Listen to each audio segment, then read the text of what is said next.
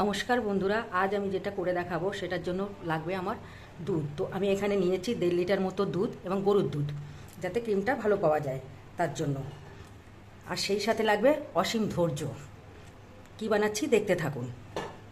দুধটা একটা কড়াইতে দেবো। আমি একটু ননস্টিকের কড়াইটাই নিলাম, যেহেতু আমাকে পরে তুলতে হবে সাইড দিয়ে। তো একটু জলও নিয়েছি, জল দিলে দুধটা তলায় ধরে না। দুধটা আমি কড়াইতে দিয়ে নেব। আর হ্যাঁ, এই জিনিসটা বানানোর সময় অবশ্যই কড়াই নেবেন, কারণ এই ধরনের গামলায় আমরা দুধ জাল দিই সাধারণত, কিন্তু এখানে যে জিনিসটা বানাবো তার জন্য কড়াই লাগবে। সাথে একটা এলাচ দেবো। এটা জালে বসিয়ে দিলাম। এবার জালটা আপনি এই সময় চাইলে একটু আঁচটা কমিয়েও জাল করে নিতে পারেন, বা চাইলে একটু বাড়িয়েও ফুটিয়ে নিতে পারেন। দুধটা প্রথমে ফোটাতে হবে। দুধটা আমি আঁচ কমিয়ে ফুটতে বসিয়েছি, আর এই সময় আমি জাস্ট একটু লাগিয়ে দিচ্ছি সাইড দিয়ে। আপনারা চাইলে গ্যাসটা বাড়িয়েও ফুটিয়ে নিতে পারেন প্রথমে। ইচ্ছা করেই আমি কিন্তু একটুখানি কড়াইয়ের সাইডগুলো দিয়ে লাগিয়ে নিচ্ছি, যাতে কড়াইয়ের সাইডগুলো একটু খসখসে হয়, শটটা দাঁড়াতে পারে। তার জন্যই আমি একটু উল্টে পাল্টে ঘুরিয়ে নিচ্ছি কড়াইয়ের সাইড দিয়ে। দুধটা ফুটতে শুরু করেছে। এই সময় প্রথমে আমি এলাচটাকে ফেলে দেবো। এলাচের যা ফ্লেভার সবটুকু নেওয়া হয়ে গেছে। এটা পরে ফেললেও হয়, কিন্তু আমি আগে ফেলে নিচ্ছি। এবার দেখতে পাচ্ছেন পাতলা একটা লেয়ার মতো পড়ছে। আঁচ কমিয়েই কিন্তু এইটাকে, লেয়ারটাকে পুরো এইভাবে আস্তে আস্তে করে কড়াইয়ের গায়ে লাগিয়ে দিতে হবে।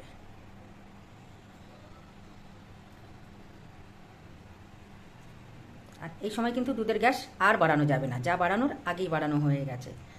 আর যেটুকু রেস্ট নেওয়া দুধ জাল করার সময় নিতে হবে, এরপরে আর রেস্ট আপনি নিতে পারবেন না, এমনকি এখান থেকে সরতেও পর্যন্ত পারবেন না। কারণ একদিকে তুলতে তুলতে দেখেন আর একদিকে কিন্তু পাতলা একটা লেয়ার এসে যাচ্ছে।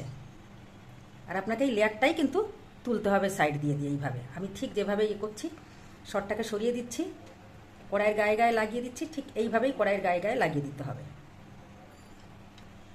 এই মিষ্টিটা যারা বানিয়েছে তারা এতক্ষণে বুঝে নিয়েছে আমি এটা কি বানাচ্ছি, কিন্তু যারা বানায়নি তারা এখনো পর্যন্ত বুঝতে পারবে না অ্যাকচুয়ালি কি হচ্ছে।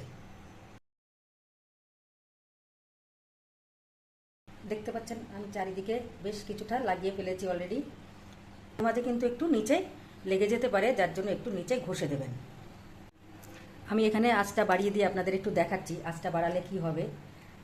সেটা হচ্ছে খালি দুধটা ফুটবে, কিন্তু এইভাবে পাতলা লেয়ারটা দেখবেন আসছে না। পুরো দেখুন, দেখতে পাচ্ছেন পুরো ফুটছে কিন্তু কোনো লেয়ার পড়ছে না। যার জন্যই এই মিষ্টিটা বানানোর সময় একটু ধৈর্য বেশি লাগবে। সেই সাথে আঁচটা কিন্তু কমিয়েই নিতে হবে। আঁচটা বাড়ালে কোনোভাবেই এই মিষ্টিটা করা যাবে না, এটা অবশ্যই খেয়াল করবেন। আর চেষ্টা করবেন যতটা সমানভাবে চারিদিকে লাগানো যায়। দেখুন আঁচটা কমানোর সাথে সাথে কিন্তু আবার লেয়ারটা পড়তে শুরু করেছে। আর দেখতে পাচ্ছেন একদিকে সরাতে সরাতে কিন্তু আরেকদিকে লেয়ারটা এসে যাচ্ছে, যার জন্যই এটার থেকে আপনি সরতে পারবেন না সহজে। শটটা যেমন সরাচ্ছেন ঠিক তেমনিভাবেই মাঝে মধ্যে কিন্তু একটু খেয়াল করে নিচটাও নাড়িয়ে দেবেন, নাহলে নিচটা লেগে গেলে তিতকুটে টাইপের টেস্ট হয়ে যাবে, যেটা আপনি খেতেই পারবেন না। এত পরিশ্রম সবটুকুই কিন্তু জলে যাবে। তাই মাঝে মাঝে একবার একটু নিচটা নাড়িয়ে নেবেন, যাতে নিচটা না ধরে। অনেকেই ভাবতে পারেন আমার কাছে তো গরুর দুধ নেই, তাহলে কি করে বানাবো।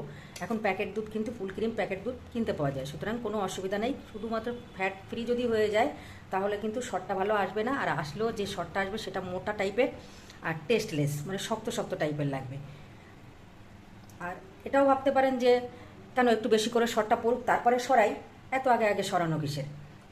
সেক্ষেত্রে যেটা হবে, শটটা মোটা হয়ে গেলে শক্ত হয়ে যাবে, একটা এই শরের সাথে যেভাবে লেগে যাচ্ছে সেইভাবে কিন্তু শটটা মোটা হলে লাগবে না, একটা চলটা চলটা ব্যাপার এসে যাবে। যার জন্যই এই শটটাকে আপনি মোটা ফেলতে পারবেন না।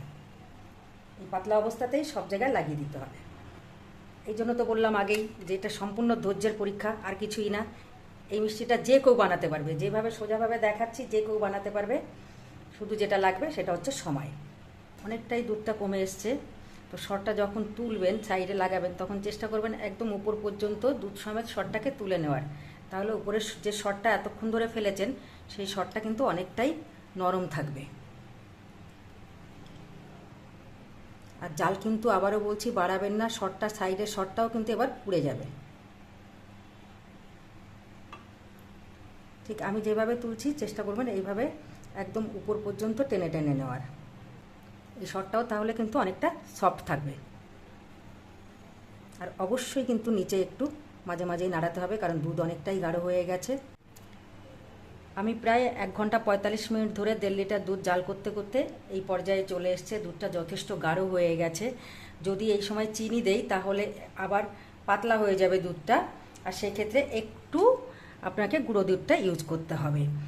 আর খুব বেশি মোটা কিন্তু এখানে দুধটা করা যাবে না, তার কারণ হচ্ছে এইগুলো যখন নামিয়ে দেব তখন কিছুটা দুধ টেনে নেবে, আর মোটা বেশি হয়ে গেলে রসটা কিন্তু এর ভেতরে ঢুকবে না।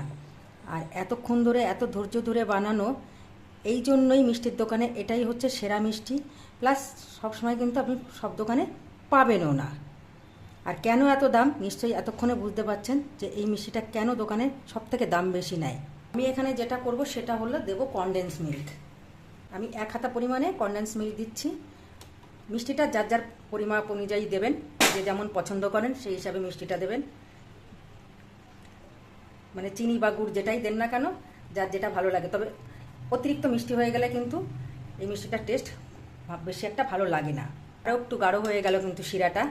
তো এবার যেটা করব সেটা হচ্ছে এইভাবে সব পিসগুলো কেটে নেব। প্রথমে এইভাবে কেটে কেটে নেব। কাটাটা আপনার নিজের উপর ডিপেন্ড করছে চওড়া কতটা রাখবেন না রাখবেন।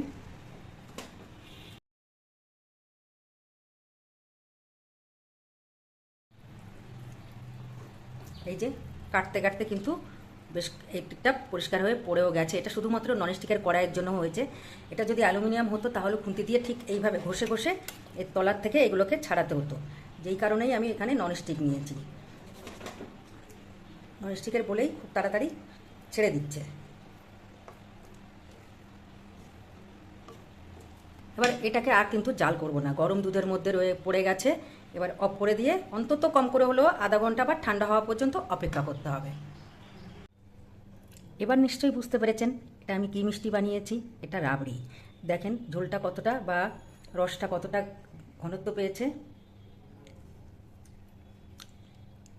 আর সেই সাথে দেখে নিন একটা রাবড়ি আমি তুলে দেখাচ্ছি কতটা সফট হয়েছে। মুখে দিলেই একদম মিলিয়ে যাবে।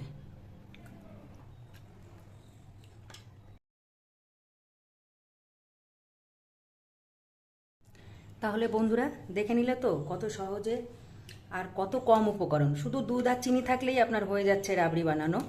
আর কতটা ধৈর্য নিয়ে রাবড়িটা আপনাকে বানাতে হচ্ছে। যদি আমার এই রাবড়ি বানানোটা আপনাদের ভালো লেগে থাকে তাহলে অবশ্যই একবার হলেও অরিজিনাল রাবড়িটা আপনারা ঘরে তৈরি করে খেয়ে দেখবেন কেমন লাগে। এরপরে আর দোকান থেকে আপনাদের খেতে একদমই মন চাইবে না। যতবারই খেতে ইচ্ছা করবে মনে হবে না আমি ঘরেই তৈরি করে খাই। আর যদি ভালো লেগে থাকে তাহলে অবশ্যই আমার সঙ্গে থাকবেন, ভালো থাকবেন, সুস্থ থাকবেন, আর একবার অন্তত রাবড়িটা করে খাবেন। নমস্কার।